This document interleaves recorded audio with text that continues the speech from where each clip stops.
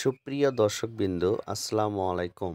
আজকে আমরা কথা বলবো কনস্টিপেশন অর্থাৎ কোষ্ঠকাঠিন্য পায়খানা কষা হলে কি কি মেডিসিন আমরা খেতে পারি সে সম্পর্কে আমরা আলোচনা করব। দয়া করে আপনারা ভিডিওটি শেষ পর্যন্ত দেখবেন। প্রথমে আমরা স্ক্রিনে দেখতে পাচ্ছি পিকো প্লাস সোডিয়াম পিকো সালফেট। এটি সাধারণত পায়খানাকে নরম করে।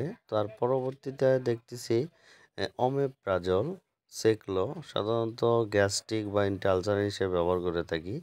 পরবর্তীতে হচ্ছে ভূমিটপ ডমপেরিডম, সাধারণত এটি অ্যান্টি মর্টিলিটি ড্রাগস হিসেবে ব্যবহার করা হয়, যেটা হজম প্রক্রিয়া বৃদ্ধি করে।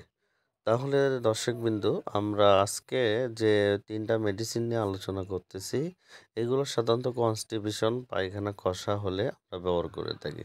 সোডিয়াম পিকোসালফেট পিকো প্লাস, এটা খাওয়ার নিয়ম হচ্ছে প্রতিদিন রাতের বেলা 3 চামচ করে খেতে হবে। পরবর্তীতে অমেপ্রাজল সেকলো, এটা সাধারণত খাওয়ার নিয়ম হচ্ছে সকালে একটি এবং রাত্রে একটি, অবশ্যই খাবার 30 মিনিট আগে। পরবর্তীতে হচ্ছে ডমপেরিডন। ডমপেরিডনটি অবশ্যই সকালে একটি, দুপুরে একটি এবং রাত্রে একটি, অবশ্যই খাবার 30 মিনিট আগে খেতে হবে। আশা করি 1 মাস ওষুধ খেলে ইনশাল্লাহ কনস্টিপেশন ভালো হবে।